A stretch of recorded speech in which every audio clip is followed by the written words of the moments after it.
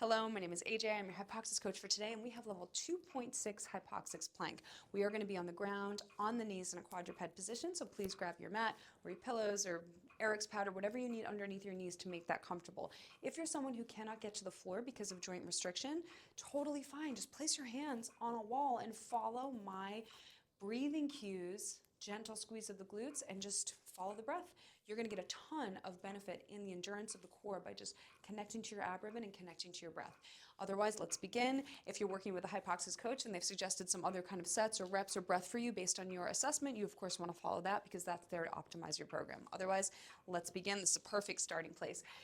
Knees are sit bone width apart. You're squeezing the knees together, so if the floor is slippery, those knees would come together just like that. We're also screwing the hands externally into the ground so that if the floor were slippery, the hands would turn out like that. That's targeting our shoulder rotator cuff.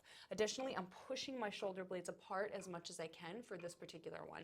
I'm screwing my hands into the ground and squeezing my knees together, ground resistance, and I'm also pulling my hands down toward my knees. So if the ground were slippery, my hands would pull right down like this. So already, before you even breathe into it, you're feeling how much more activated you are in your core.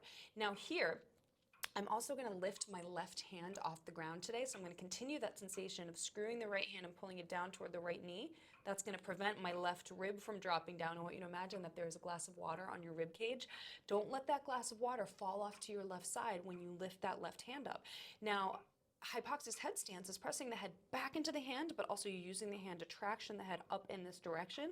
So you're always creating height in the spine. So in fact, close your eyes. I want you to imagine as you pull your right hand down toward your right knee, you're lifting your head up in the opposite direction. Knees are squeezing, hand is screwing, hand is pulling down, shoulder blades are apart, pushing, pushing. Now here, we don't want to be here, we don't want to be here, we want to be about halfway in between.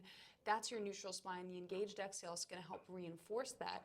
Now, we're holding, we're keeping the rib, we're loosening the ribbon around the waist on the engaged exhale. We're keeping it loose on our 8-beat breath retentions for today and only tightening the ribbon on the inhale.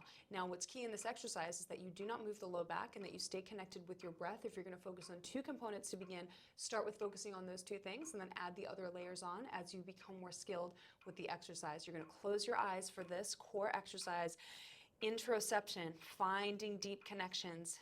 Connect to your abdomen, let your eyes closed, reducing the input from the environment, help to deepen that connection to your core and to the abdomen, to your breath. Let's take it from our zip up, posture prep, inhale. Hiss, 2, 3, 4, 5, inhale 1, inhale 2.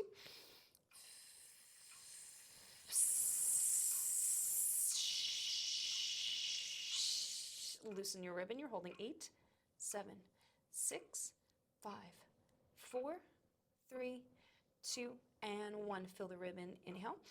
Inhale. Right hand pulls down and blow the air out. End of breath. You're holding 8, 7, 6, 5, 4, 3, 2, and 1. Tighten the ribbon. Inhale. One more set. Right oblique. Straighten the air. You're holding 8, 7, 6, 5, 4, 3, 2, and a 1. Deceptively challenging. I know, it really creeps up on you. Now, you need to repeat it on the other side. You can either rewind the video just about 60 seconds so we can perform it together, or you can stop the video here and try it on your own if you're no longer a beginner. I would put a metronome on your phone at first at about 60 beats per minute, not at exactly 60 beats per minute, I correct myself, so that you can stay true to that 2-second inhale, the 8-second exhale, where you're loosening your abdomen around your waist on your exhale, keeping it loose on those 8-beat breath retentions.